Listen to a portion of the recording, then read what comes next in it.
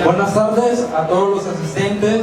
El día de hoy tenemos la visita de un invitado especial, que es el doctor Humberto Michenel, y de todos ustedes que vienen al evento llamado Coffee Science, que es organizado por los capítulos estudiantiles OSA y SPY, y que el día de hoy vamos a tener este tipo de charla, entrevista con el doctor, y lo invitamos a que tome asiento para iniciar con la sesión de preguntas. No sin antes presentar a mi compañero que estará acompañándome, José Valentín Guzmán, y un servidor, Roberto Robledo Fava, que estaremos acompañándolos en este evento. Que disfruten el evento. Bueno, buenas tardes. Vamos a empezar con el caso del doctor Humberto Michenel Álvarez. Es graduado como doctor en filosofía en física aplicada en Santiago de Compostela en el año 1996. Realizó estancias en el Chambers University of Technology en Gothenburg, Suecia, en la Australian National University en Canberra, Australia, en la École Normale Supérieure en París, Francia, en el Max Planck Institute of Quantum Optics en Berlín, Alemania. Actualmente es profesor de tiempo completo de óptica en la Universidad de Santiago, vivo en Urense, España. Su línea de investigación es sobre la propagación no lineal de sistemas láseres y ondas en material.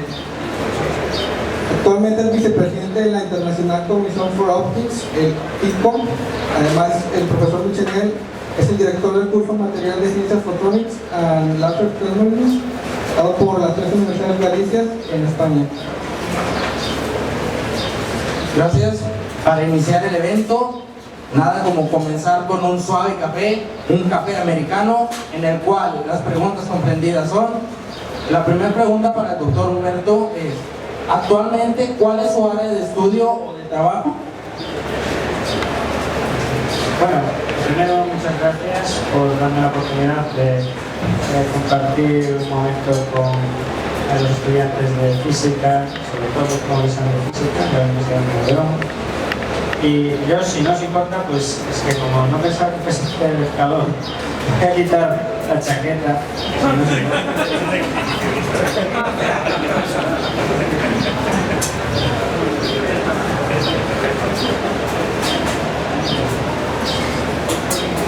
La corbata me la voy a nada más que apuntar así.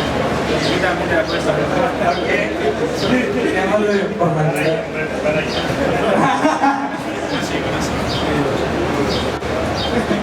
Hace un poquito de calor.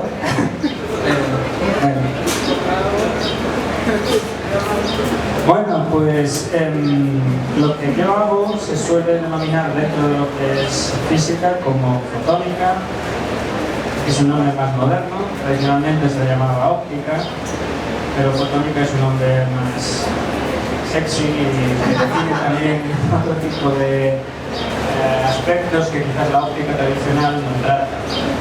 Digamos que es todo lo que tiene que ver con la luz, las propiedades de la luz, sobre todo pues la luz también en relación con los láseres, y pues con un campo muy amplio y muy emergente en la física actual, como es por ejemplo pues, el control cuántico, todos los experimentos que se hacen hoy día prácticamente de técnicas de control cuántico de una u otra forma incorporan técnicas de fotónica. Entonces esa es a grandes rasgos mi amplio campo. Y como decían antes aquí, pues yo coordino también en las tres universidades de mi región en España, en Galicia, que está en el noroeste de España. Allí hay tres universidades y esas tres universidades de manera conjunta imparten máster en tecnologías de láser y fotónica que están estudiando algunos alumnos y miembros de aquí de la Universidad de Nuevo León, porque parte del máster se da a distancia. Pues en ese máster es donde básicamente pues tratamos de todas las tecnologías que tienen que ver con la luz, desde las telecomunicaciones ópticas hasta la óptica cuántica, pasando por las aplicaciones biomédicas de los láseres, por ejemplo, en medicina, o en fin, muchísimas aplicaciones. Gracias. ¿Cuántos años lleva como investigador y de docencia? Bueno, más de los que parece. Vamos a ver, yo empecé la tesis doctoral en el año 91. O sea que llevo pues unos cuantos años ya en esto. Digamos que como investigador empecé, como casi todo el mundo, cuando terminé la carrera y empecé la tesis doctoral. Porque si eso fue en el año 91, pues 23 años de vuelo como investigador. Yo empecé desde el primer momento, decidí cuando estaba en la carrera, bueno, yo empecé la carrera en una universidad diferente de la que terminé. Eso creo que es relativamente bueno, moverse por distintos sitios, incluso si se puede hacer a nivel internacional también. Entonces yo en tercero de carrera ya fue cuando decidí que la óptica era lo que me gustaban las clases, me gustaban ciertos aspectos matemáticos de la óptica. Y pues sí, yo creo que fue en el tercer curso de carrera cuando ya me iba a orientar hacia ahí. Ya en cuarto hablé con los profesores que serían luego mi supervisor en la tesis doctoral y tenía muy claro ya que mi orientación iba a ser hacia la óptica, los láseres, todo eso. Muchas gracias. Bueno, invitamos al compañero para que haga la presentación, para que nos acompañe también, como todos ustedes, con un pequeño postre en el que es...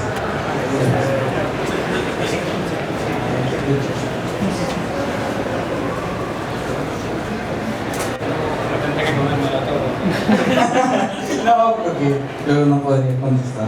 Bueno, invitamos al público que nos acompaña a que si tiene alguna pregunta que le quiera hacer el investigador en esta sección de Café Americano, lo puede hacer a partir de ahora.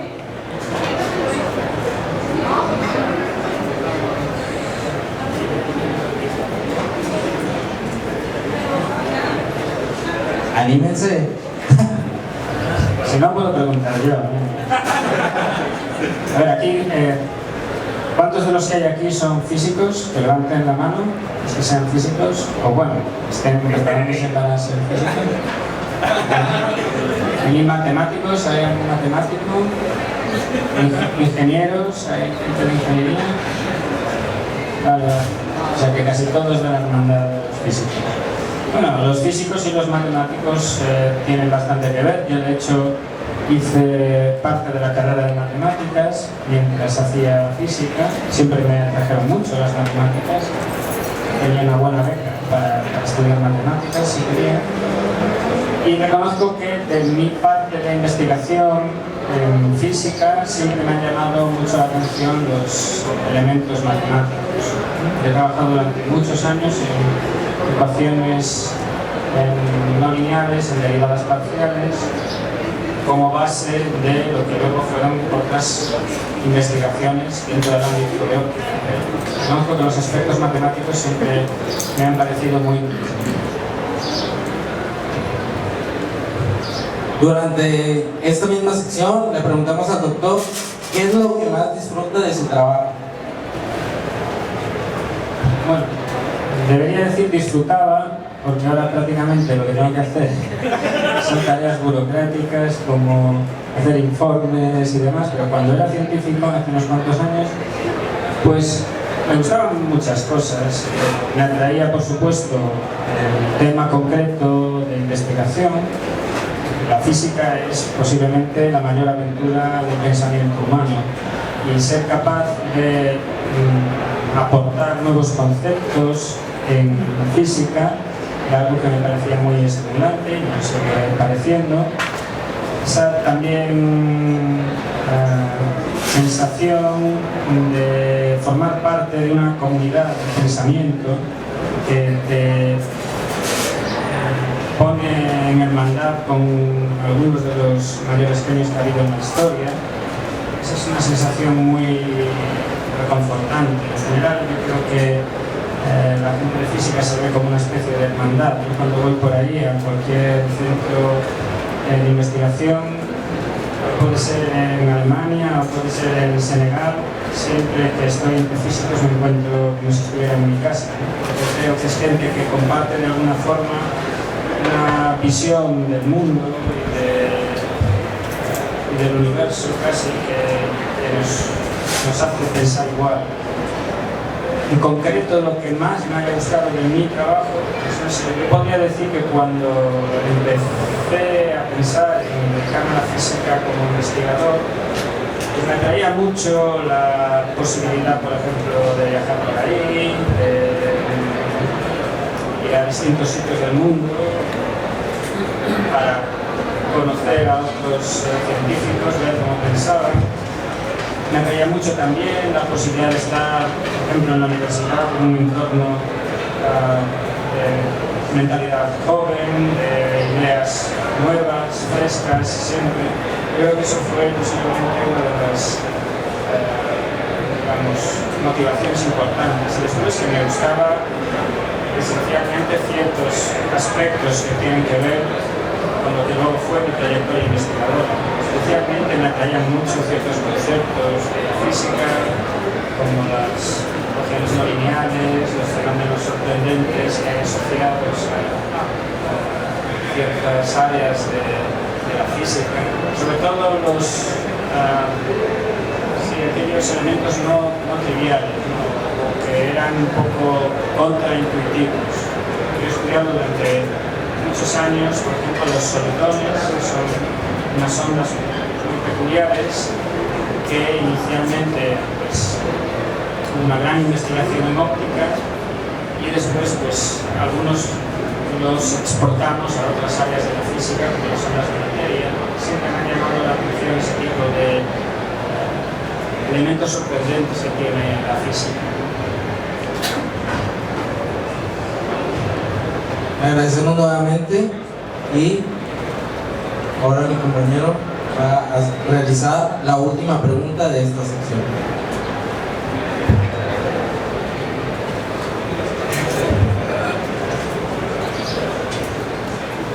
¿Qué es lo que lo motivó a dedicarse a la investigación? Bueno, pues como acabo de comentar ahora, había varias cuestiones que me atraían de la vida del investigador, de lo que yo pensaba que era la vida del investigador, que luego resulta que es otra cosa. No es que no tenga nada que ver, pero bueno, sí, a lo mejor no era lo que yo me imaginaba en un principio, pero sí que resultó bastante, me compensó bastante convertirme en científico. Las otras opciones pues habrían sido buscar un trabajo en la industria o no sé, desarrollar otro tipo de actividades, a lo mejor quizás dedicarme pues, a la enseñanza también. Entonces, bueno, yo también me dedico a la enseñanza porque soy profesor en la universidad. La universidad te permite combinar esos dos aspectos. Quizás, como decía antes, me atraía mucho la idea de, primero, dedicarme con intensidad a profundizar en ciertos problemas que durante la carrera no tienes tiempo. Estudias más o menos ciertas disciplinas, unas te gustan más, otras te gustan menos, pero siempre está pues, el tema de los exámenes, de pasar el curso.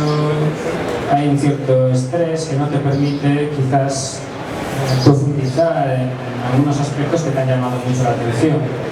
Entonces, la posibilidad de hacer luego una cierta especialización a través de, bueno, aquí no sé si es exactamente el mismo camino, pero en Europa el camino es hacer un máster y luego una tesis doctoral. Entonces, eso sí que me atraía la posibilidad de tener un cierto tiempo para analizar un problema concreto, resolverlo o imaginar nuevos tipos de cuestiones fundamentales en física. Y por supuesto hacerlo en un entorno pues, de colaboración con gente de otros países, con la posibilidad de conocer a científicos que me aportasen una visión diferente. Eso es quizás lo que me parecía más atractivo y lo que más me motivó. Hay que reconocer que es un camino que es duro, porque uno se tiene que enfrentar a resolver problemas y a tratar de salir adelante de una forma diferente a como se hace la carrera. En la carrera uno pues estudia el examen, va más o menos sacando mayor o mejor fortuna las asignaturas, y en el mundo de la investigación ya se requiere que uno aporte sus propios conceptos o su propia visión creativa. Es una cuestión más de crear que de estudiar lo que han hecho otros. Entonces no es siempre fácil y se pasan por momentos de más euforia y momentos más complicados. Cuando uno pues manda la idea a una revista y le dicen que no sirve para nada, pues entonces pasas unos días mal, después resulta pues que acabas publicándola y empiezan a citarte, entonces está mejor. A veces haces alguna contribución, algún descubrimiento que te parece interesante. En fin, es una vida un poco como la vida en general, en los momentos buenos y en los momentos malos. A continuación sigue la sección de Café Break, que tiene preguntas referentes a gustos personales o a gustos personales. Bueno, como mi compañero lo mencionó, ahora estamos en una sección donde ustedes van a poder preguntarle al doctor todas las dudas que ustedes tengan un poco más, no tan generales, ya más de COVID. Y por ejemplo, en la primera pregunta tenemos: ¿cuál es su deporte favorito? ¿Para practicar o para...? Bueno, yo normalmente suelo hacer deporte porque me gusta, digamos, tener la cabeza despejada. Y hasta hace pocos años, aunque no lo parezca, yo hacía kickboxing, que es esto de pegar patadas y puños. Lo practiqué durante 5 o 6 años. Lo que pasa es que después empezaba ya a parecerme demasiado duro, y las patadas en la cabeza no son muy buenas para pensar bien. Entonces decidí pues simplemente pues dedicarme a tareas menos peligrosas. Y durante mi infancia, por ejemplo, pues hice deportes de ese estilo, hacía pues, judo, hacía ese tipo de cosas. Debo decir también que, bueno, tampoco es que me considere yo un deportista de élite, o sea, hago deporte, pero normalito, no he destacado nunca. Sin embargo, es curioso, he tenido algunos casos de personas en mi grupo que sí que eran muy sobresalientes en deporte. De hecho, ahora ya no está, pero una de mis últimas alumnas de doctorado era subcampeona de España de lanzamiento de disco. Realmente competía a nivel olímpico. ¿Alguno de ustedes tiene alguna pregunta que hacerle al doctor en esta sección?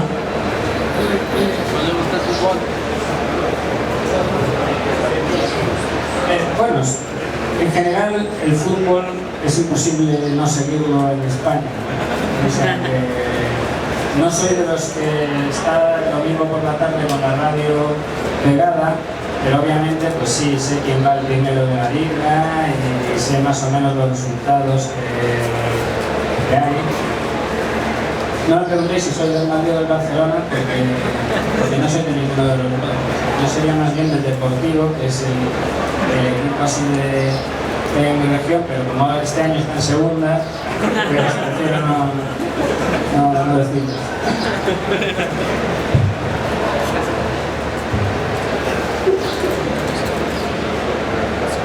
¿cuál es el lugar en México que más ha visitado y que le gusta más? Bueno, no he estado mucho en México, he estado en Puebla, en el DF y en Hermosillo, que es la capital de Sonora, y ahora estoy en Monterrey. La verdad es que el sitio así donde estuve más con tiempo para turistear fue posiblemente Puebla, que me pareció muy tranquilo y muy bonito, y me llamó la atención precisamente lo tranquilo que era, porque yo era la primera vez que venía a México y bueno, parecía que todo iba a ser una cosa de andar con mucho cuidado por ahí y tal, pero es un sitio muy tranquilo. No sé si hubiera ido a lo mejor a otros sitios, pues si hubiese tenido problemas, pero Hermosillo tampoco me pareció un poco muy peligroso ni nada. Bueno, porque no estuve en agosto, claro, creo que en agosto sí que es peligroso, pero porque hace 50 grados de temperatura. O sea que en eso sí que noto una diferencia con España. En España dicen que hace calor, pero yo creo que la gente que dice eso es que no está en México. Aquí sí que hace calor. Pero bueno, la verdad es que me gusta, y en España, por ejemplo, una cosa que suelo hacer cuando había frecuencia es ir a restaurantes mexicanos. Me gusta la comida mexicana, aunque bueno, no soy capaz de comer el picante como se come aquí. Eso es imposible. Gracias. La siguiente pregunta nos la envía Mónica Hernández y nos pregunta que cómo conoció al doctor Romero Selvas. Bueno, pues el culpable de que conociese al doctor Romero Selvas está sentado al lado de él, que es Pedro Fernández, que es un colega español. Yo conocí al doctor Selvas en Valencia, que no es mi ciudad. Yo estaba en aquel momento en una estancia larga en Valencia y él fue a hacer una visita al profesor Hernández de Córdoba y a otros profesores de allí, y allí lo conocí, y realmente pues claro, nos dimos cuenta que teníamos bastantes temas en común, porque él también es de óptica, y bueno, pues fue ahí cuando conocí, en una visita que hizo a España. ¿Cuál es su comida típica mexicana favorita? Pues yo diría que los tacos pastor.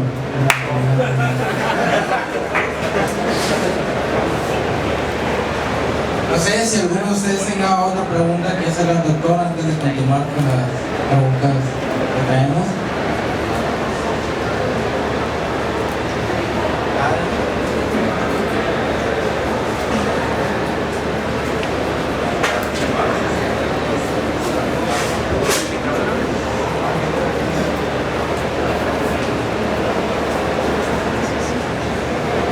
Aquí en México ha visitado las costas, las playas o los mariscos, o solo las carnes aquí de Monterrey. No he visitado nunca la costa. Lo que pasa es que en Hermosillo sí que tenían bastante buen marisco, porque no quedan muy lejos del Pacífico.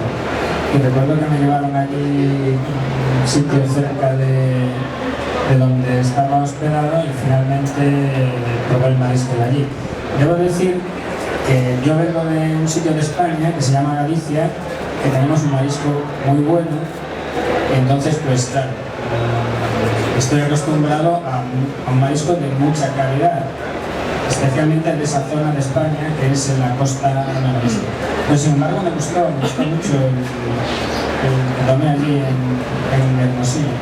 Pero no, nunca he estado en la costa, y sé que es donde más vienen los españoles, que normalmente vienen aquí a Cancún y a Acapulco también, sobre todo a Cancún. Yo creo que los españoles vienen a de ver a Maya, todo eso. Pero yo, como siempre, vengo a trabajar, pues voy a los sitios donde me claro.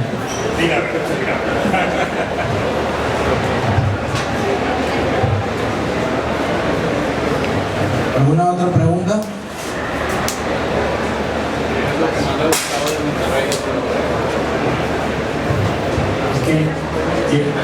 ayer a Monterrey. Creo que me ha gustado. Bueno, me ha gustado el instituto de Física y Matemáticas, el centro de investigación, sí. Me ha parecido un edificio bastante bonito y no sé, todavía estoy viendo un poco lo que es la ciudad. Me han gustado los cerros que se ven alrededor, pero bueno, espero tener algo más de tiempo para ver. Lo que no he visto todavía es el campus. Parece ser que tenéis un estadio aquí bastante potente. Y bueno, ¿qué son los Tigres? Vale. Si iba a decir los Pumas, seguro que no son los Tigres. Pero he visto poco de Monterrey. He visto poco.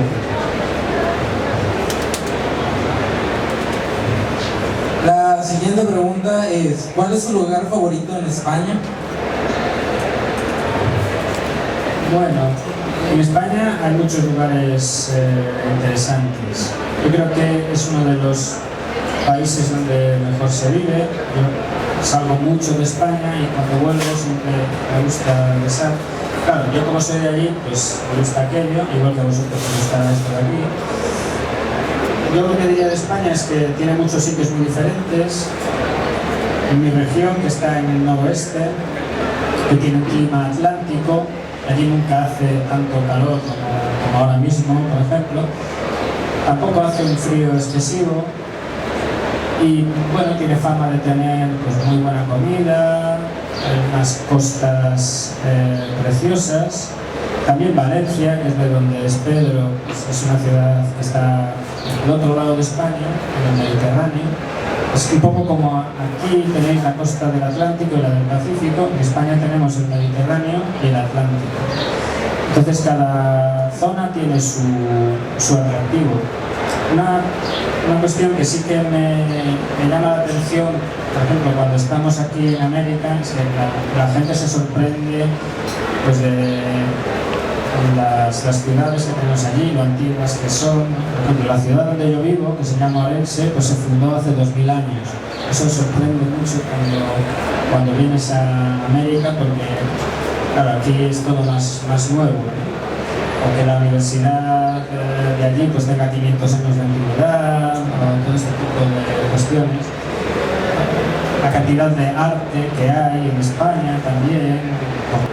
Yo pensaba que en México solo se hablaba español, ¿no? Pero bueno, parece que incluso pues, todavía hay muchas zonas donde se usan lenguas indígenas y eso sí que me pareció muy sorprendente y algo de lo que no tenía realmente ni idea. Pero bueno, por ejemplo, en España tenemos zonas donde se hablan otras lenguas que a lo mejor la gente pues, no lo sabe. En general yo creo que y esto lo compruebo pues, a través, por ejemplo, de organismos internacionales en los que estoy, ¿no? Como la Comisión Internacional de Óptica, que tiene representantes de 60 países, que sí que hay una gran conexión entre pues, los científicos, por ejemplo, españoles o científicos de América Latina, por el hecho de hablar la misma lengua. Aunque en general, en ciencia, el lenguaje internacional es el inglés. El hecho de hablar la misma lengua y tener una cultura con un fondo común, aunque por supuesto la cultura de aquí es diferente y tiene raíces incluso mucho más antiguas y anteriores a la conquista o invasión por parte de España. Pero yo creo que hay un fondo que sí que es el tener una lengua común que es muy interesante a la hora de compartir ideas que muchas veces las discutes en inglés porque has hecho un artículo y lo tienes escrito en inglés, pero que es mucho más fácil hablarlo en castellano. Incluso ahora mismo pues podemos hablar de una forma mucho más relajada porque todos entendemos la misma lengua.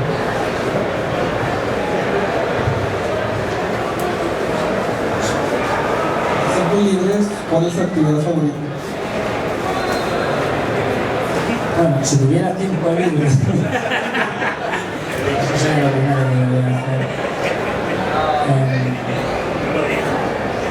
Bueno, una de las cosas que suelo hacer es tocar, toco la guitarra, estudié en el conservatorio durante muchos años y es algo que me suele relajar. También hago algo de deporte, en fin, ahí quizás ya no soy tan insistente, pero sí, siempre me ha gustado mucho la música y he tenido muchas, también en mi grupo de investigación ha habido mucha gente que eran músicos. Sí, algunos de mis estudiantes pues, tenían sus propios grupos de música. Durante una época incluso yo tocaba con un grupo de gente en mi ciudad que hacíamos así cosas de jazz y cosas así. Pero sí, la música siempre me ha gustado mucho para el poco tiempo libre que tengo. Tenemos espacio para otras preguntas más por parte del público. Le damos la palabra. Hola, soy Alan Mendoza. La pregunta es, ¿usted cree en los aliens? Bueno, yo soy bastante beligerante con lo que se llaman pseudociencias. De hecho, pues durante algún tiempo pertenecí a una asociación que se llama ARP, Alternativa Racional a las Pseudociencias, que es un movimiento de científicos que se posicionan en contra de que le tomen el pelo a la gente.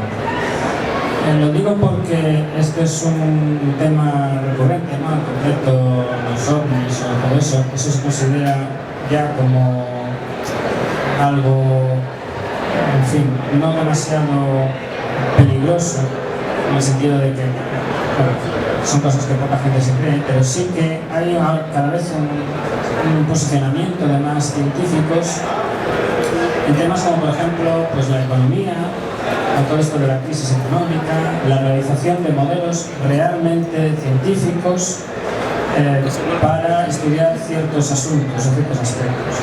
Y donde se ve un, digamos, peligro creciente es en que cada vez hay más supuestos expertos que utilizan un lenguaje parecido formalmente al lenguaje científico para embaucar a personas con menos conocimientos.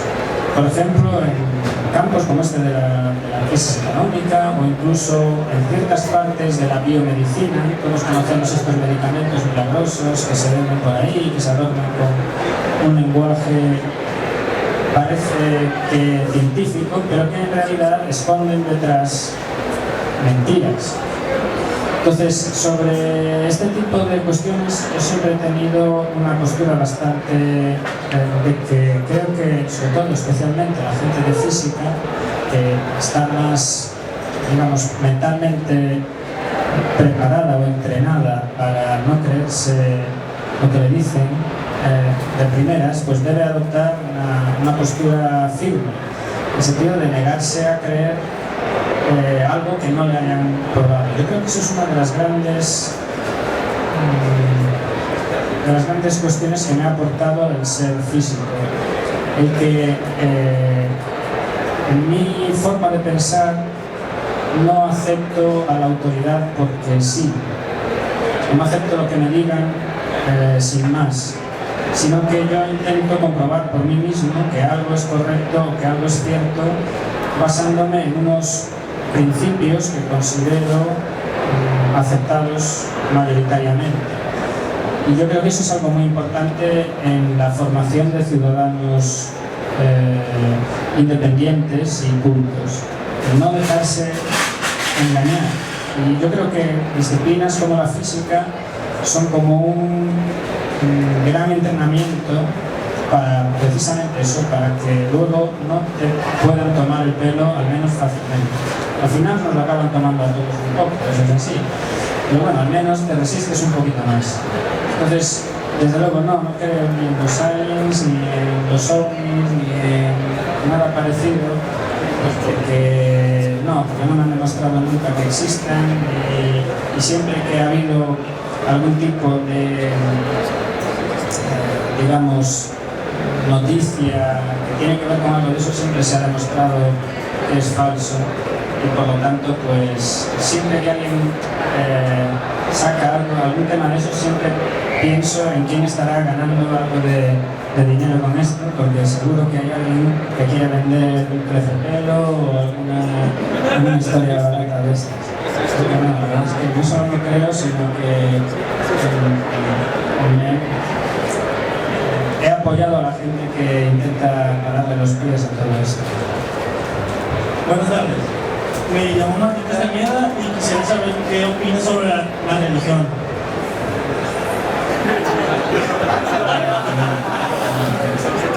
Bueno, es un poco como lo de los aliens, pero con más tradición. Esto quizás... Lo primero que quisiera decir es que normalmente la gente que hace física o que entiende la física como una actividad filosófica o profunda es gente con un cierto sentido de la espiritualidad. Ya sé que esto parece una contradicción porque los científicos tenemos que ser gente, somos gente racional, pero el hecho de que seas una persona racional no quiere decir que no entiendas lo que es una parte trascendente y espiritual. Eso yo creo que es una cuestión que tiene que ver con el paralelismo que siempre ha existido entre la ciencia y el arte. Son dos caminos alternativos para enfrentarnos a la verdad, que es lo que en el fondo cuando uno hace física por un impulso vocacional está buscando respuestas, está buscando una forma de acercarse a la verdad. El arte lo hace por un camino diferente, paralelo, pero el arte auténtico persigue lo mismo en el fondo que la ciencia auténtica. Entonces, estamos hablando de cuestiones que tienen que ver con el fondo del espíritu humano y con una visión trascendente del ser humano. Eso por un lado. Ahora bien, pasa un poco como con los del crecepelo, que haya habido durante mucho tiempo ciertos sectores que se hayan aprovechado de ese anhelo de trascendencia del ser humano para montar un negocio es algo diferente. Y en el fondo, detrás de las grandes religiones siempre ha habido pues una cuestión de dinero o de poder detrás.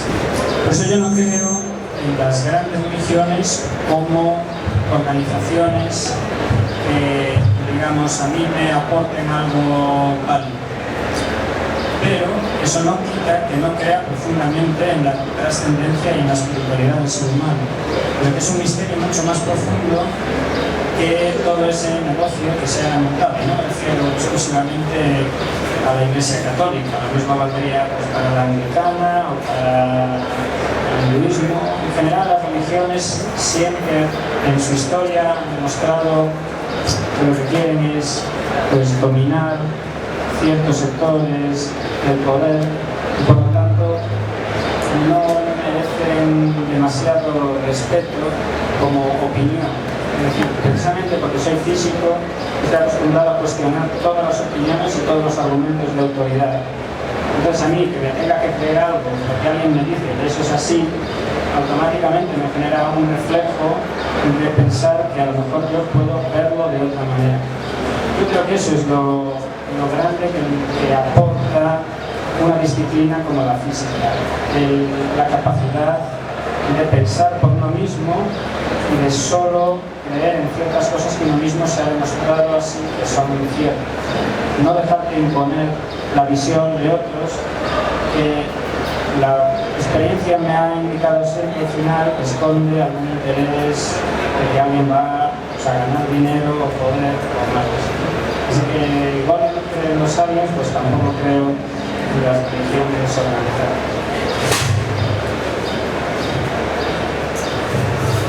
Buenas tardes, mi nombre es Mora Arroyo. Sabemos que usted tiene un máster en línea de la Universidad de allá. Queríamos saber si quería saber si nos podía platicar más acerca de eso y si se puede llevar a la par con algún posgrado de aquí. Entonces, ¿puedo platicar más de eso? Sí, bueno, esto es una pregunta mucho menos polémica. Espero no haber ofendido a nadie con mis ideas sobre la religión, que por supuesto, igual que yo no creo en las religiones, no tenéis por qué creer en lo que creo yo. Lo digo porque, bueno, vi que se levantaba mucha gente. Pensaba a ver si había muchos católicos.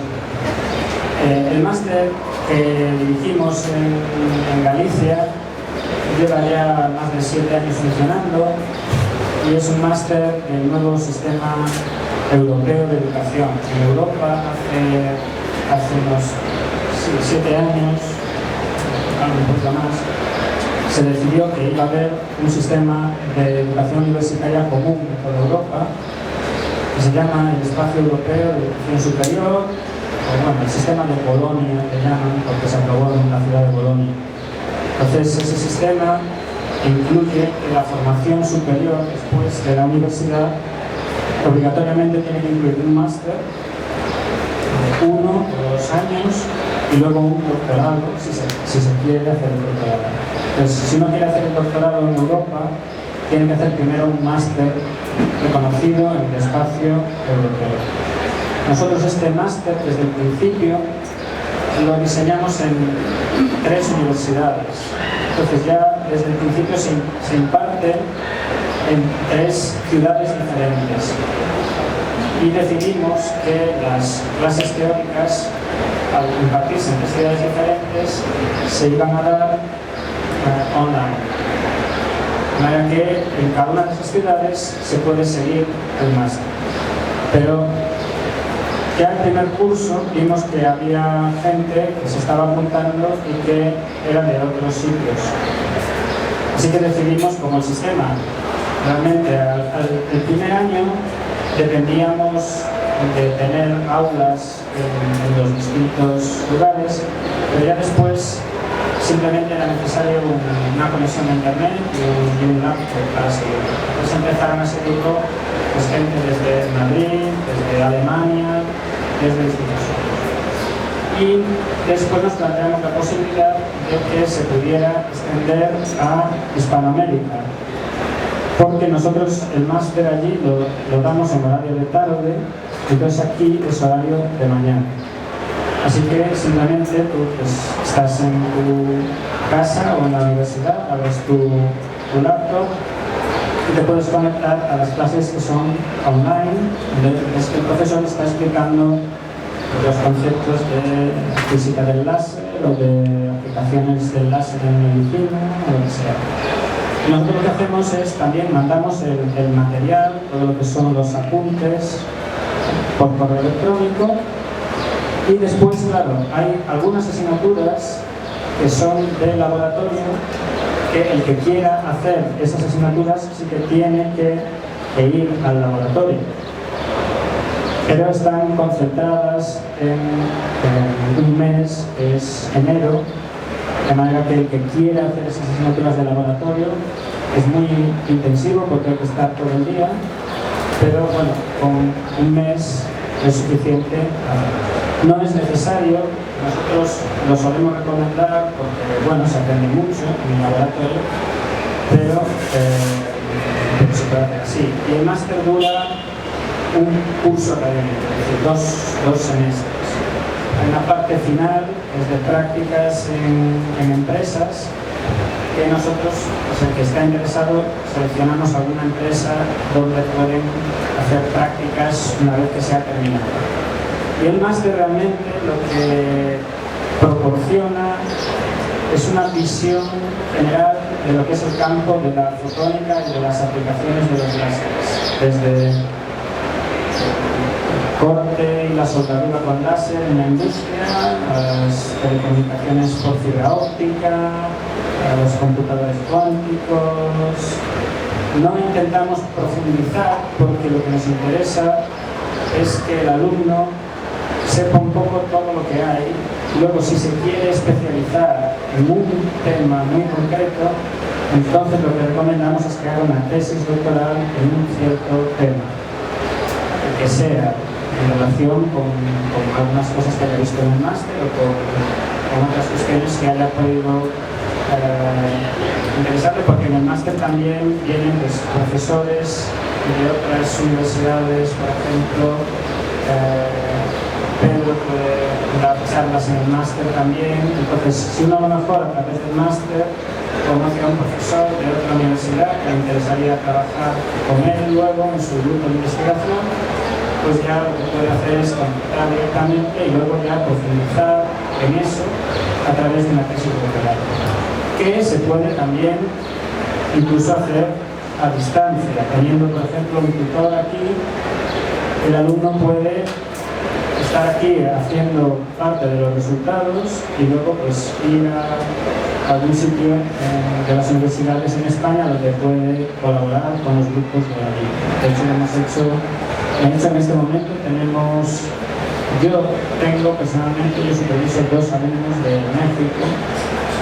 No me refiero a los alumnos del máster, tenemos 2 alumnos en el máster, pero yo luego tengo 2 alumnos de doctorado que son de México, que hicieron previamente el máster. Y en este momento están en Valencia, en la ciudad. No sé si quieres alguna explicación más.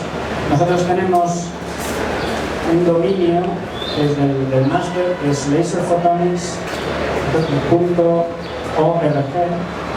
y ahí está toda la información de lo que es el máster y un poco este gran mundillo de la fotónica y las tecnologías del láser. Tener en cuenta que en este momento en el mundo, esto es una noticia de hace un par de años del New York Times, hay más de 500.000 de puestos de trabajo para especialistas en tecnologías de láser. Unos 150.000 en Asia, unos 150.000 en Europa, y unos 150.000 en América y otros 50.000 por ahí en distintos países, ¿no? Entonces, son puestos de trabajo de alto nivel, porque son especialistas que tienen que tener eso, un título máster, doctorado. Entonces es un campo que no ha parado de crecer desde que se inventó el láser, y surgen cada año nuevas aplicaciones, nuevos campos. Ahora, por ejemplo, está muy caliente el tema de la iluminación LED, que estamos aquí con Romero intentando montar proyectos aquí, pero cada año surge un tema nuevo relacionado con nanotecnología, con semiconductores, con nuevos tipos de materiales. Es un campo muy transversal.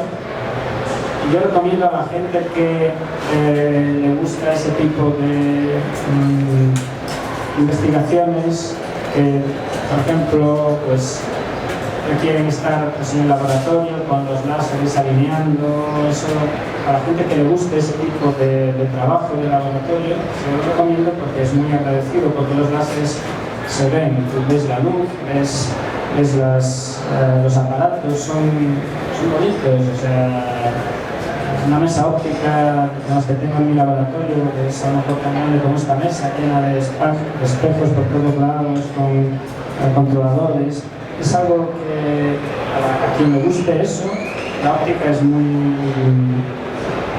hermosa para trabajar en el laboratorio. Y después, yo lo reconozco, yo no me entré en la óptica o en la fotónica precisamente por ese tipo de trabajo. A mí me atraía más la parte más matemática. Todos mis primeros trabajos son más bien de desarrollos muy matemáticos, de dinámica no lineal y de solitones y de estas cuestiones, pero al final pues sí que he acabado haciendo mucho laboratorio porque también me atrae mucho esa parte. Y siempre tienes luego la posibilidad de ir a la industria. A mí me tentaban en la carrera, aquí en España es muy típico, no sé si aquí en México también, pero a los buenos estudiantes en España hay la tendencia de que acaben haciendo física teórica de altas energías, de bosón de Higgs, física de partículas. Eso en España es una tradición de hace muchos años, ¿no?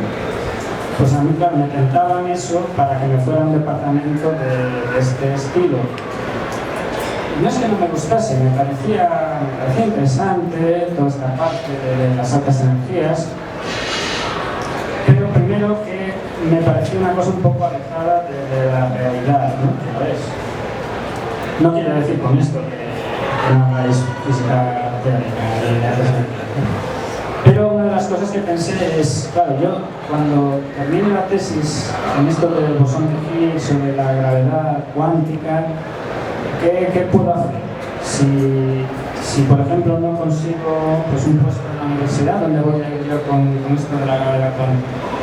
Entonces, claro, también me di cuenta de que si me especializaba más en fotónica o en láseres, siempre tendría una salida en la industria, porque los láseres y la fotónica y la óptica es una industria potente. Fijaos que en Europa la Comisión Europea, que es el gobierno de Europa, ¿no?, ha dicho que hay 5 tecnologías que considera estratégicas para el desarrollo tecnológico y económico. Y una de ellas es fotónica, la otra es microelectrónica, nano y biotecnologías, energía, en fin. Es uno de los 5 vectores estratégicos en Europa para el desarrollo tecnológico. Entonces, eso quiere decir que si tú te especializas en eso y haces una tesis y te acabas convirtiendo en un experto en cierto tipo de láseres, de semiconductor para comunicaciones ópticas, pues es posible que te puedas quedar en la universidad para seguir trabajando en tu investigación, o si no, pues posiblemente puedas ir a una industria del sector y seguramente ganar bastante más dinero. Bueno, para terminar esta sesión pasamos a la última sección, que es un café expreso con solo 2 preguntas que le tenemos al doctor. Hicieron previamente los que se registraron. La primera de ellos es: ¿cuál de los proyectos en los que ha estado involucrado es el que le ha gustado más y por qué? Bueno, hay 2 proyectos en mi trayectoria. Hay uno que, claro, no puedo no mencionarlo, porque es el que siempre se ha hablado cuando me preguntan algo, que es el famoso proyecto de la luz líquida. Es una teoría que se me ocurrió pues, al final de mi tesis doctoral, que consistió pues, en demostrar que en ciertas condiciones la luz se puede convertir en un líquido. Tardé muchos años en desarrollar las ideas, porque al final pues todo esto lo vas haciendo mientras en la vida te van pasando otras cosas. Esa idea se me ocurrió cuando yo estaba en Suecia viviendo. Tenía que publicar mucho, era la época final de mi tesis doctoral, y saqué así los primeros resultados de una forma un tanto, bueno, deprisa. Fue luego cuando ya conseguí una plaza de profesor permanente, y tuve la suerte de conseguirla bastante joven, y en aquel momento ya con más calma pues empecé a plantearme más en serio todas esas analogías, ¿no? Y al final pues sacamos un artículo que era casi un título así como de... Nosotros nos parecía una broma, ¿no? Pero se lo tomaron en serio en Physical Radio, y luego pues finalmente pues la teoría fue creciendo en fama, la acabaron escogiendo en el top 10 del American Institute of Physics, que elaboran todos los años. El American Institute of Physics elabora la lista de los 10 descubrimientos más relevantes del mundo en física de ese año. Y yo me enteré, yo estaba leyendo el periódico en Orense, y de repente pues veo la lista del año de los top 10 y por curiosidad empiezo a mirarla, y ya ponían allí las gotas de luz. Y dice, venga, no me fastidies que han hecho el experimento y nadie me ha avisado. Y no, era el artículo que había hecho yo, que lo habían escogido como uno de los más importantes, ¿no? Entonces eso fue una especie de revolución. Me empezaron a llamar de las televisiones de Sudáfrica, de no sé dónde, del Discovery Channel, para tal. Y fue uno de esos momentos en los que te sientes como que ha tenido sentido todo el esfuerzo que hiciste y tal, y de repente dices, bueno, pues aquí están mis 15 minutos de gloria, ¿no? Eso no fue hace mucho tiempo, pero aún me llaman periodistas de vez en cuando preguntándome por la dichosa luz líquida, que por cierto, este año pasado se hizo el experimento finalmente en Estados Unidos. O sea que Además me mandaron precisamente a mí el artículo para que yo le diera, así decirlo, el visto bueno. Así que ese fue quizás el descubrimiento más relevante. Y después ahora pues estoy muy interesado en cuestiones que son en parte las que estoy haciendo aquí con Romeo, que tienen que ver con cosas muchísimo más aplicadas, como es por ejemplo pues, la iluminación con LED. Y me interesa mucho porque yo creo que es un asunto en el que se está transfiriendo a la sociedad de manera, digamos, muy eficiente, como el progreso científico, como la investigación en ciencia produce beneficios para la sociedad. En este caso, estos nuevos sistemas de iluminación que se basan en tecnologías de la fotónica, como son los LED, tienen como consecuencia el tener ahorros de hasta el 80% energéticos en sistemas de iluminación. Yo creo que eso es una contribución a la sociedad por parte de los científicos, que a veces nos pueden acusar de que vivimos en un mundo aparte, pero que hacemos cosas, hacemos desarrollos que luego a la sociedad les sirven. Y ver cómo eso se sale de tu laboratorio y llega al final a un producto, que incluso pues, puedes montar una empresa, ¿no?, que va a hacer ese desarrollo, pues es un proceso que llevarlo a cabo desde el principio hasta el fin, pues es muy satisfactorio. Realmente no tiene nada que ver con muchas de las cosas que he hecho, como los solitones atómicos o cuestiones que a veces resultan muy difíciles de explicar a la gente, ¿no? ¿Por qué estás estudiando esto? Y no le vas a decir simplemente no, porque es lo que más me gusta. Bueno, sí, es por lo que más te gusta, pero sirve para algo. Tienes que inventarte a veces excusas un tanto peregrinas cuando me decían, bueno, ¿y para qué sirve la luz líquida? Y ahora voy a decir al periodista, no sirve para nada. Bueno, algo me inventaba y le decía que con esto se hacen ordenadores más rápidos y tal. Bueno, yo había inventado la luz líquida porque era algo que me llamaba muchísimo la atención y me parecía una idea que yo tenía que mostrar ahí. Sin embargo, ahora con lo de los LED es todo diferente. Te vienen a entrevistar y no tienes que rebuscar nada. Te dicen, ¿y esto por qué es importante? Bueno, pues es importante porque vas a ahorrar el 80% del recibo de la luz. Más importante que eso, a la gente no le parece. Quiero decir también que eso es uno de los grandes aspectos campos que son muy abstractos o esotéricos, pero que en realidad estéticamente son muy atractivos, como puede ser la búsqueda de los bosón de Higgs o los solitones de ondas de materia, a campos que luego son mucho más aplicados y sin demasiado esfuerzo. O sea, por supuesto tienes que trabajar, pero tienes las herramientas conceptuales y tu mente está preparada para abordar todo ese tipo de problemas que podrían parecer muy diferentes, pero que en realidad se te ha entrenado bien para atacarlos.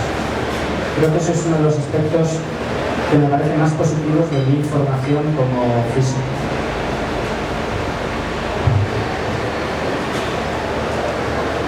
¿Cómo surgió la idea de crear proyectos a México? Bueno, la idea de traer proyectos a México surgió a través de las conversaciones que tuvimos en Valencia con el doctor Romeo Selvas y nosotros allí estábamos haciendo precisamente estos desarrollos de tecnología LED y él, pues, al comentarnos que en México él hacía cosas de fotónica y que estaban también muy interesados en la eficiencia energética y que aquí todavía no había despegado masivamente el tema de la iluminación con LED, pues nos propusimos el hacer algo conjunto en México. Y la relación pues cada vez es más profunda, porque además también ahora hay gente de aquí haciendo el máster de allí y eso pues va a producir que podamos hacer investigaciones conjuntas Yo creo que eso es un lazo que cada vez se refuerza más. Por último, ya para terminar, tenemos una última duda de una de las personas que nos escribieron. Es acerca de cómo, al realizar viajes al extranjero, cómo separa el lugar donde se quedará instalado por el momento. ¿Cómo se dice? ¿A dónde voy? Bueno, yo he estado viviendo en muchos sitios, así por recordar, por ejemplo, estoy viviendo en Suecia, en París, en Australia, en Alemania, en distintas ciudades. Y normalmente, una de las ventajas que tiene el dedicarte a la física es que tienes muchísimos grupos donde puedes elegir. Pues yo normalmente lo que hago es primero veo qué ciudad me interesa conocer, entonces busco si hay alguien por allí cerca que trabaja en algo más o menos parecido a lo que hago yo, le llamo y le digo, bueno, pues ¿qué te parece si hacemos algo? Entonces yo tenía ganas de conocer, por ejemplo, Australia, que es un país que me gustó mucho, y allí pues conocí a un grupo de investigación con el que tenía cierta relación con lo que hacía, y allí me fui y sacamos un buen trabajo en el tiempo que estuve aquí. Y normalmente casi todos los sitios que he estado, París por ejemplo, tuve la suerte de estar en un grupo extraordinario, que es el grupo de Contanucci, que es premio Nobel de Física, y también me encantó París. Y vamos, yo, si alguno de aquí pues se anima a conocer España, pues nosotros estaremos encantados de recibir gente allí en nuestro grupo.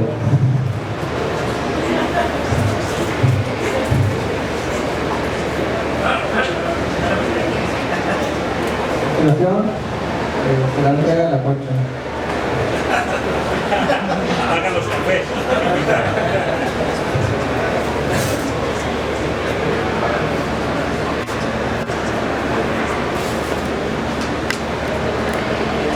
Sí, bueno. Doctor Michiner, en agradecimiento por haber estado aquí. Su cuenta sería viaje a España, México, 8,000 pesos. Adaptación de horario, 1,000 pesos. Adaptación al clima, 5,000 pesos. Y comidas mexicanas, 1,250 pesos. Pero estar en este Coffee Science no tiene precio. Lo invitamos finalmente a darnos unas palabras de agradecimiento para... Nada más le voy a entregar el reconocimiento. Universidad Autónoma de Nuevo León, los capítulos estudiantiles OSA y SBAI le otorgan el presente reconocimiento por su honorable presencia en el evento Coffee Science al doctor Humberto Michinel Álvarez. Firma el doctor Romeo Selvas Aguilar, que es el advisor de los capítulos estudiantiles OSA y SBAI y su director de posgrado también. Alere Plauman Veritatis, Ciudad Universitaria, 2 de abril del 2014. Gracias por su visita y vuelvo pronto.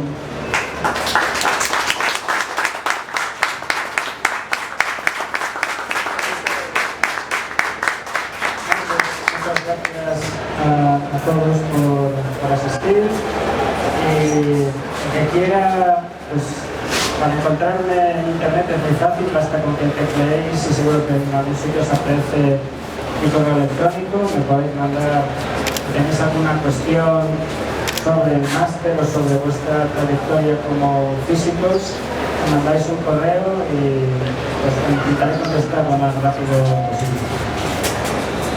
Bueno, finalmente les agradezco a todos ustedes por estar presentes, como a los doctores que están aquí, y pues damos por concluido el segundo Coffee Science de la Universidad Autónoma de Nuevo León. Gracias.